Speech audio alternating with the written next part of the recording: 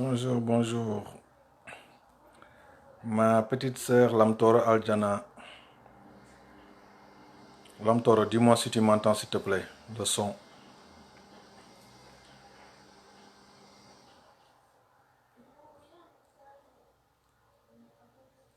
Lamtoro, confirme-moi si tu m'entends, s'il te plaît. Ou Mamfal, ziar naa leen yéen ñëpp di leen wax Ramadan Mubarak. Donc bu dee yéen ngi dégg son bi, confirmez-moi s'il vous plaît.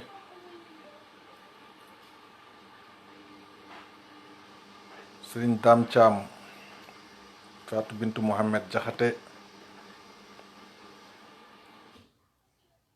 Je veux juste savoir si le son est bon. Merci beaucoup, Lamtoro. Bon, j'attends un tout petit peu nit ñi ñëw dugg ci live bi ñu waxtaan tuuti.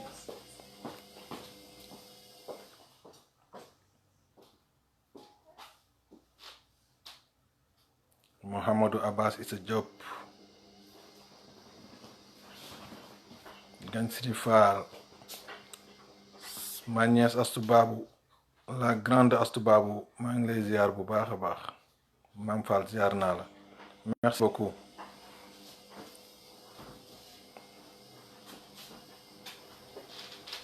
Soxna Dibor Diop, Ramadan Mubarak à tout le monde.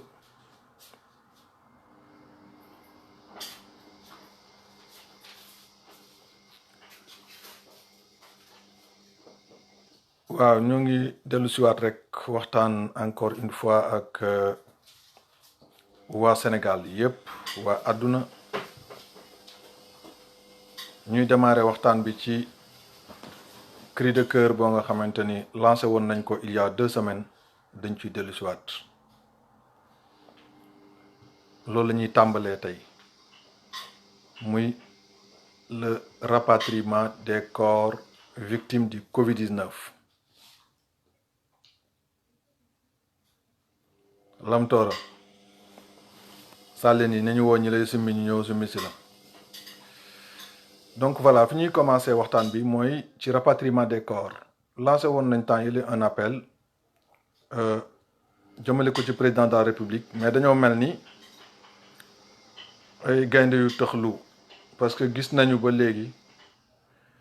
nit ñi di wax mais interlocuteur sax amatuñu ko pratiquement et c'est très grave. Gis nañ fii ci France ak ci yeneen pays ñoo nga xam ni yàlla dogal na ñu génn àdduna ci mbas mi mais tey amuñu sax interlocuteur bu ñu waxal li gën a graaw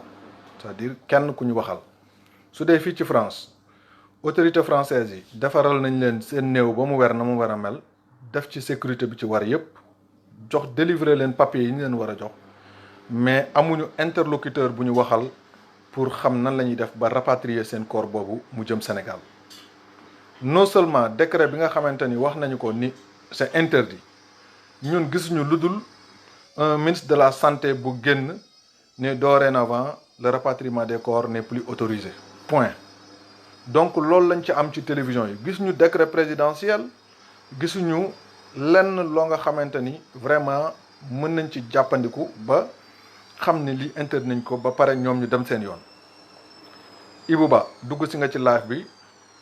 je crois que di nga nekk sama interlocuteur yow tamit pour wax ak autorités yi ci rapatriement des corps yàlla dogal na tey yaa ngi bitim réew nga bokk nag ci autorité sénégalaise yi donc je t'interpelle directement Ibrahima Ba je t'interpelle directement nga waxtaan ak sa mbokk autorités yi tey yàlla def na bitim réew nga nekk mais ci autorités yi nga bokk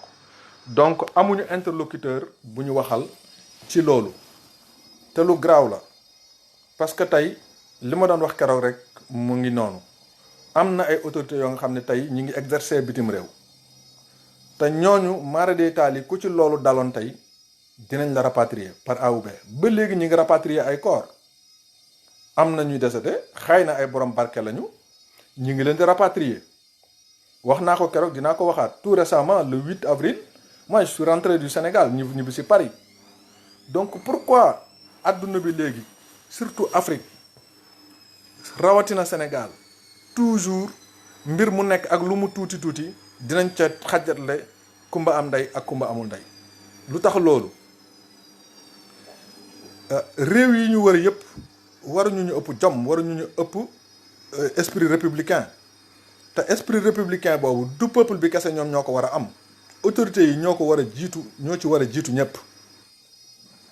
La France tey quel que soit alpha fu seen nit nekk moo xam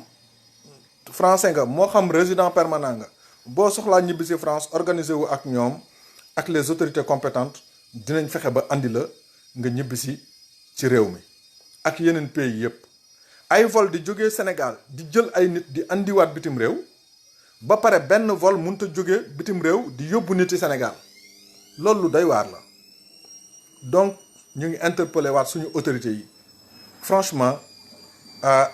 Ibouba à travers ta voix encore une fois maa ngi lay interpellé directement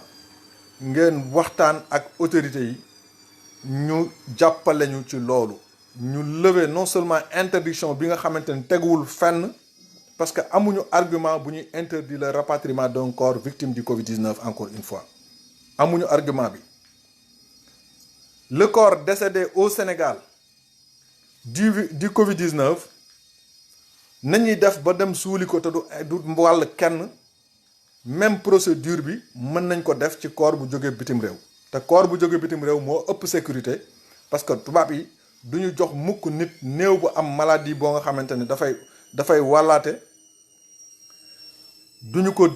jëbbal doomu aadama ca defuñu ci sécurité bi ci war yépp kon argument wàllaate boobu moom amul voilà amul nañu jàppale nit ñi keroog gis ngeen une femme boo nga xamante ni dans le Calmar dans l'est de la France à côté de Strasbourg du moins autant pour moi mu jooy ba xataraayu c'est une femme chrétienne wax ni bu ñu naree lakk jëkkëram nañu ko booleeg moom ñu lakk ko te defe naa ni nag Macky Sall ak lu mën a xew doomu aadama nga nit nga te di nga xalaat donc cette dame là franchement boo ci sensible tamit Marème Faye mi nga xamante ni jigéen la war na sensible ci loolu rien que cette dame jooyam yooyu war ngeen ko jàppale ba dindi lever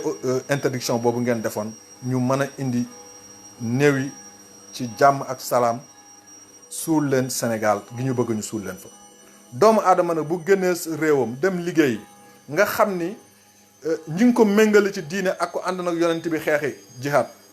yow président de la république nga ne un pays à 95% de musulmans ngay diriger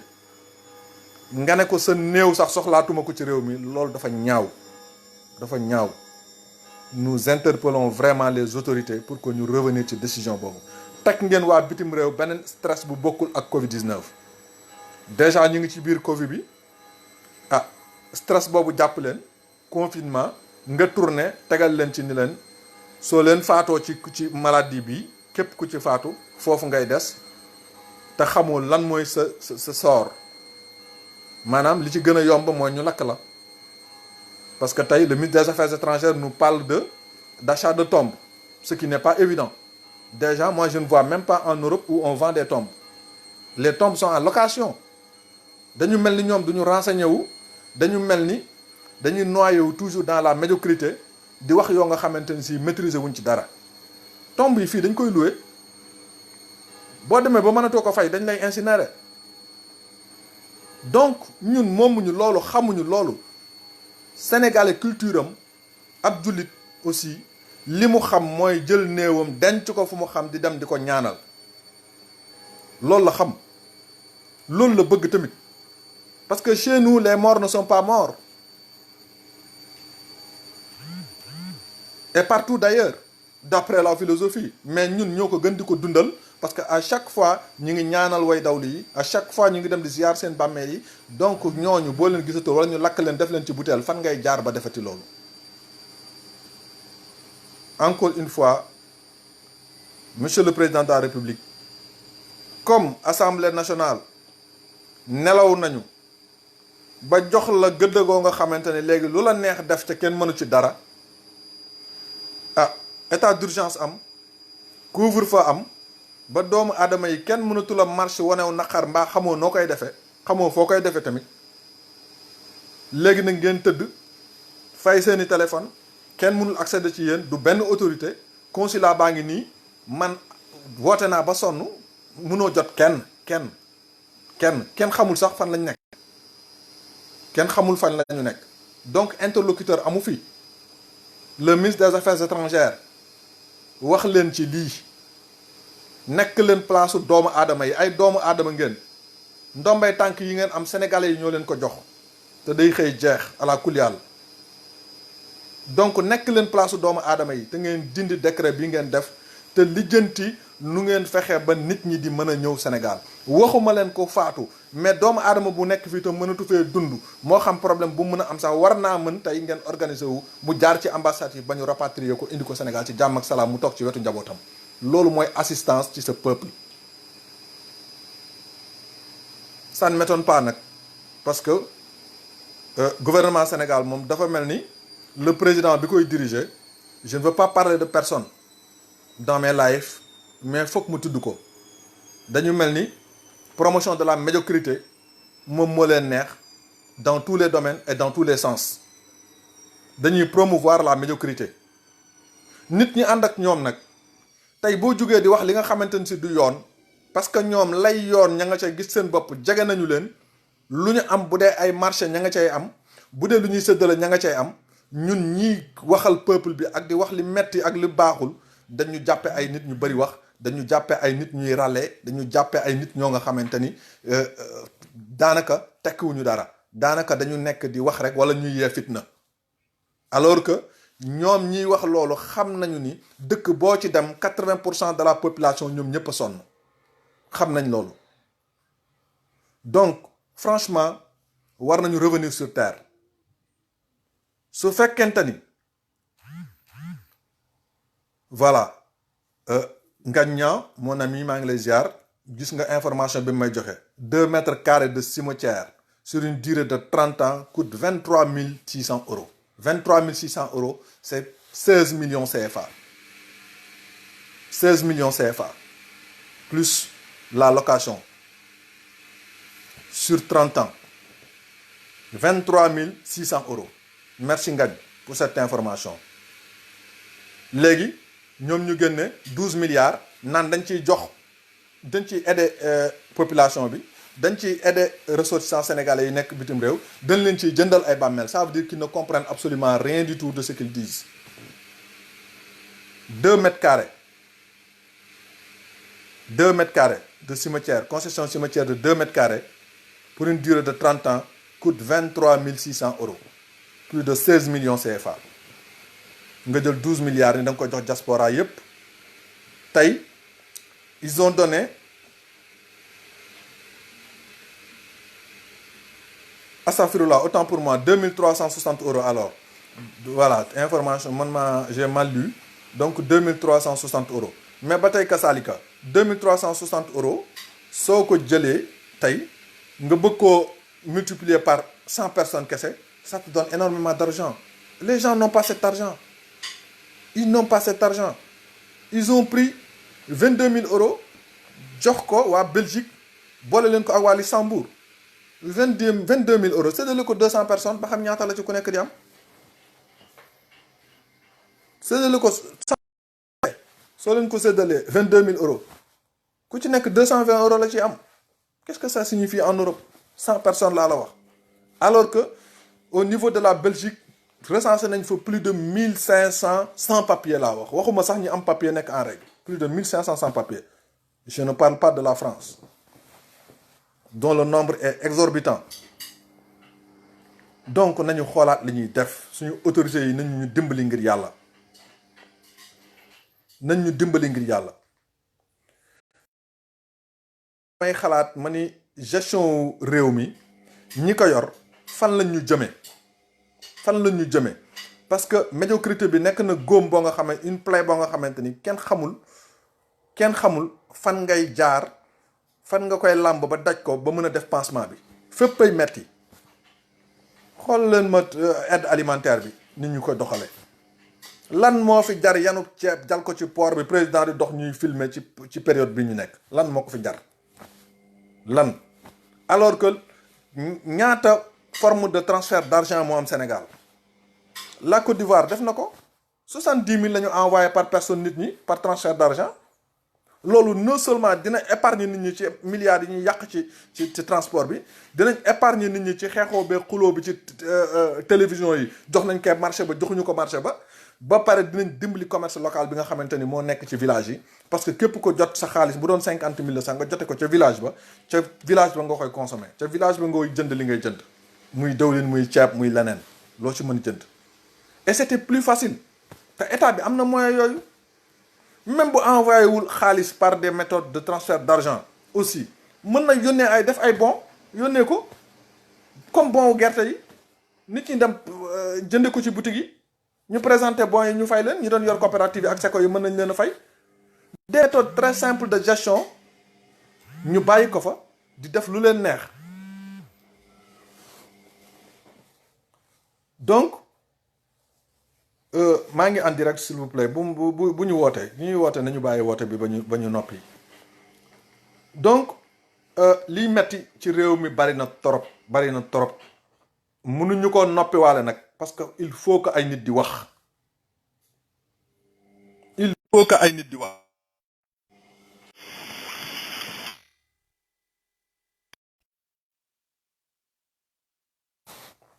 il faut que ñuy wax ñiy woote ñooy dagg live bi ñoo ngi jéggalu tuuti ñu bàyyi woote bi ñu may woo ñoom ñooy dagg live bi. Donc autorités yi nañu jàppale sénégalais yi tey amul lenn loo nga xamante ni si ñi ngi koy def lu mën a aar population bi dañuy toppandoo rek. France confiné na nañ confiné, France takk nay masque nañ takki masque. Covid 19 bi tamit buñ ci ñëwee mais nañu analyser fait yi nañu xool ba xam France Italie li ñu def est-ce que efficace na bala ñu koy def Sénégal. Sénégal les gens sont plus éparpillés dans la rue que dans les maisons. bis boo duggee ci nga ne da ngay confiner Sénégalais yi ça veut dire que tu vas les rassembler ci ay pocus yoo nga xam ni kenn du ko mën a contrôler. Tu trouves des maisons yoo nga xamante ni nit ñi pratiquement 20 personnes dañuy dëkk ci kër gi ils sont obligés ñu wër benn bool di añandoo. Est-ce que foofu distance 1 mètre am na fa? Ils sont obligés ñu toog di ndékkeendoo. Ils sont obligés ñu tëdd juróomi nit wala ñeent tëddandoo ci benn néeg. Est-ce que distance am na foofu? Donc nañu xoolaat li ñuy def nañu xoolaat méthode yi. Yore réew du toppandoo du copier meneen réew. Dégg nga conditions yi bokkul culture yi bokkul nit ñuy dundee bokkul. Fii France confiné fi nit pratiquement bariwul ay inconvénients parce qu'on est en permanence en confinement. Bu ñu liggéeyiwul souvent boo dëkkee ci sa kër yow rek yaa fay nekk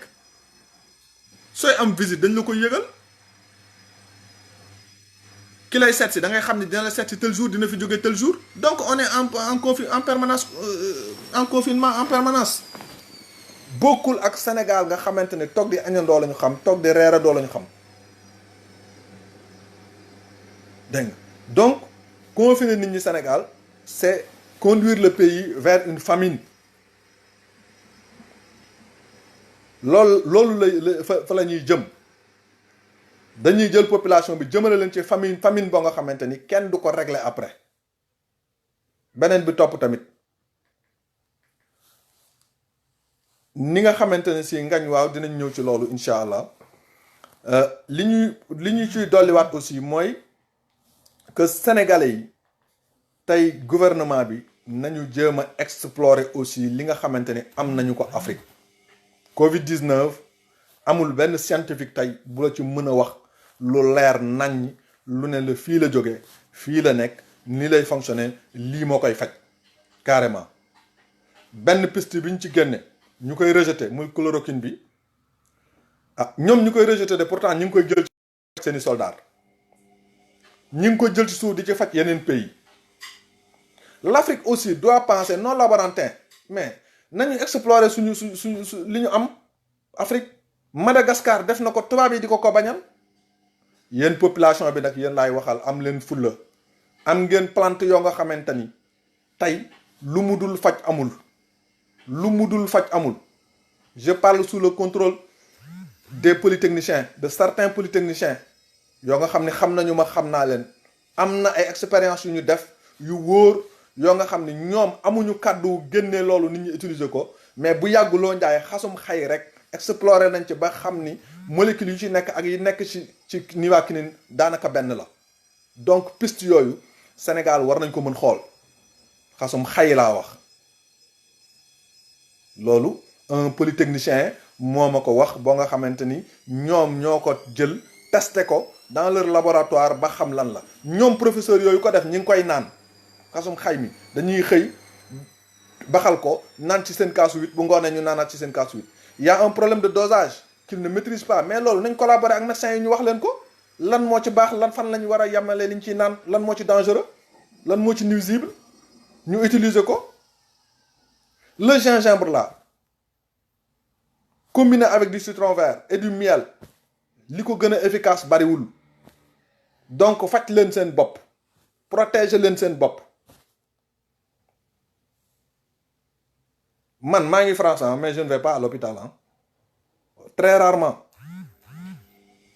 macha allah si j'y vais c'est juste pratiquement pour des bilans wala problème dentition wala genre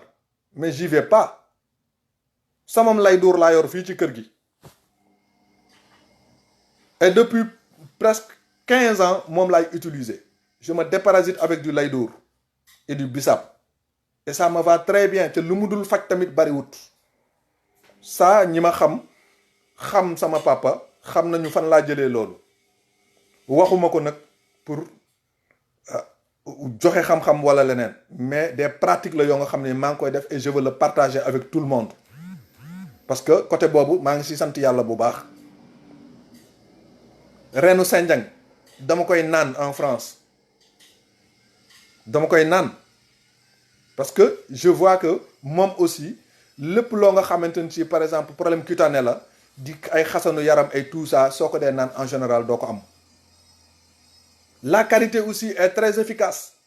li ko microbe di traversé bariwul au niveau des narines yooyu yëpp ay fee la yoo nga xamante ni mu ngi fi Afrique bàyyi ko fi exploré wuñ ko topp tubaab bi naan ay confinement ay takk ay masque ay tëj jàkka yi et tout ça c'est politique affaire politique kese la lan moo tax Sénégal boo nee Covid 19 protéger leen ko nii wala nga jëm a minimiser feebar bu ñu jàpp la tëj alors que bu ñu accuser nit ni dafa feebar dafa am nangam te kooku ñu dem seet ko amu ko du ñu tëj ki ko accuser pour lan. ñii dem di jàpp doomu jàmbur nit koo nga xamante ni dara jotu ko ñu jiiñ ko feebar bi ba àdduna di ko daw ñu dem seet ko kooku amul dara wala ñu dem duural ko koo nga xamante ni nekkul sax foofu. barki Demba Ndiaye la journaux yëpp bind ni benn nit moo jóge Touba ñëw wàllu waa Tivaouane Covid 19 kañ ko wax di Khadim Touré nit ñi xam ko bu baax qu'est-ce qu'il a dit ça fait plus d'un mois jaaruma Touba maa ngi nii Tivaouane maa ngi nii sama boutique maa ngi sant yàlla et ñooñu ko wax kenn du leen poursuivre parce que lan ñi nekk ci suuf di xamb taal bi bëgg a tasaare Sénégal ba tey duñu sonn duñu tàyyi ci seen besogne te jàpp nañu ni Sénégal li gën a gaaw ci yàq ko mooy jël Touba dóor ci Tivaouane jël Tivaouane dóor ci Touba nañu yeewu nag nañu yeewu may dellu si nag ci li may jeexale te waxoon ko dama ciy ñëwaat d'abord stigmatisation bi nañu ko bàyyi Covid 19 maladie la comme maladie yépp dégg nga rayul kenn yàlla mooy rey nit la mu lay reyee nag moo ko xam am na ñoo nga xam dañ leen di jam ñu dee am na ñoo nga xam dañ leen di fetal am na ñoo nga xamante ne dañuy dugg ci oto accidenté am na ñoo xam dañuy tëdd seen lal dara jotu leen ñu dee ci guddi gi am na ñoo nga xam dañuy grippe jaare ci dee am ñuy soj dee am ñuy tuberculose am ñuy cancer suñu borom moo rëdd noonu àddunaam Covid 19 andi na ko fi su fekkente ni si mbugal la nañu jaamu yàlla te ñaan ko yàlla teggi ko su fekkente ni tamit musiba la balaa boo nga xamante ne day seet ñi gëm di pour yéegal ay maqaama ba tey kasaalika dañuy jaamu yàlla julli ñaan yàlla mi ko fi dindi gëm yàlla mu dindi ko mais ki ko amul gënul ki ko am tamit du yaafus moo ko teg donc on revient sur terre ñu xam lan mooy gëdd doomu aadama ñu jox nit ñi seen àq ak seen yelleef. quant au gouvernement nag sénégalais yi xëy na ñoom ñoo mérité tey dañuy wane ni dañoo mérité njiit yi ñu am parce que bu fekkee dañoo am njiit yoo nga xam lu leen neex ñu def mais Diop Sy comment on peut prendre une personne boo nga xam dont sa société est en liquidation depuis 1 an mu naan def naa appel soo defee appel te appel bi jugé guñu ko nag yow ta société nee nañu la mënatul exercer bi dara ñu ñëw jox ko marché ba pare wàññeeku bëgg koo layal ci plateau yi. Et qu'est-ce qu'on fait? Quand on envoie quelqu'un dans les plateaux de télévision, on ne lui demande pas d'aller dire la vérité, on lui demande d'aller convaincre la population. ci piste boobu lañ lay envoyer à la télé pour nga dem def communication et c'est malheureux. dañuy dem ci plateau télévision yi uniquement pour convaincre la population mais non pas pour dire la vérité à la population. Non pas pour aider la population, non. On va dans les plateaux pour les convaincre. L'art de vaincre sans avoir raison. loolu mooy politique gu Sénégal déglu question bi ba mu ñëw nga ñëw contourner ko wax loo nga xamante ne da ngay convaincre waa ji mais li ngay wax tu t'en fous est-ce que dëgg la ou pas. c'est malheureux loolu moo xew suñu réew kon ñu nangu ko ñu bañ ko loolu moo nekk suñu réew. opposition bi tamit maa ngi leen di interpeller parce que depuis un bout de temps ñoom ñëpp dañoo noppi ci problème rapatriement corps yi dégguñu ci seen làmmiñ. Assemblée nationale dégguñu ci seen làmmiñ bu dul Mame Diarra Fam ak honorable député Nango Seck ñaar ñooñu rek man ñoom laa gis ñu ciy wax te pourtant leneen lu fi musoon xew coow li ni kur te lii lu sérieux la c'est pas parce que vivre leen ko que lu sérieux la. Vous devez interpeller le président kilifa diine yi war nañ ci wax Macky Sall nit la doomu aadama yee ko fal dafa war a servir peuple bi sinon il doit partir c'est ça la vérité. binduñu ñu woon pour moomuñu il est président dina fi jaar jàll comme ni fi ñëpp jaare jàll keneen ñëw toog fi. Encore une fois peuple bi nañu xam ni lii gouvernement yi di def mérité wuñu ko képp ku fi jógul nag politique pour jële ko fi baadoolo yi politique falu di la teg loo mënta dindi te loolu moo fi nekk tey donc ku toog ni sama yoon nekku ci rek daf laa laalagul wala xamoo ci li nga jëm lan la. ceeb bi ñuy joxe dëwlin bi ñuy joxe jaruñu leen dara budget yi ñu am gis ngeen bi ñu yokkee nombre de tests yi nombre de cas yi yokku na ça veut dire que tey maladie bi am na ñu ko yor ba pare di dox te dañ leen a testéwul kese mais autant ñu wuti ay tests xaalis bi ñuy tasaare di ko yàq te milliards yi ñuy jox Diop Sy ñu jënd ji ko ay tests former nit ñi yóbbu leen dans les coins les plus reculés du Sénégal ñu test nit ñi ko am xam ne am nañu ko ñu faju loolu moo ëpp solo mais nag malheureusement le bonheur des uns fait le mal des autres surtout en Afrique Covid-19 am na ñoo nga xamante ne tey bu ñu sañoon cas yi gën a yokk Sénégal gën a bëri ndax ñu am ay milliards parce que ci la ñuy riche ce qui est malheureux et Sénégalais yi nag nanguwuñu dégg boo leen di wax finalement yow la ñuy wàññeeku di la saaga yow la ñuy wàññeeku di la xas. boo defee live ba pare ñu former benn groupe sànni ko ci Facebook bi groupe boobu ñëw di la saaga di la xas mais bu ñu ñëpp doon saaga benn nit ànd ak ñun tamit bu ñu sentiree liy dëgg li baax ci peuple bi dinañ génn dinañ ko wax à la kuliyal. Notre système est vulnérable suñu système de gestion moo vulnérable kenn protégé wu ko le président a tous les pouvoirs. ki nga xam ne nag mooy def di contrôler boppam mais kooku wax dëgg yàlla lu mu deful ci moom la may wax ñu joxaat ko pouvoir ne ko tu peux décider par ordonnance voilà parce que état d'urgence lañ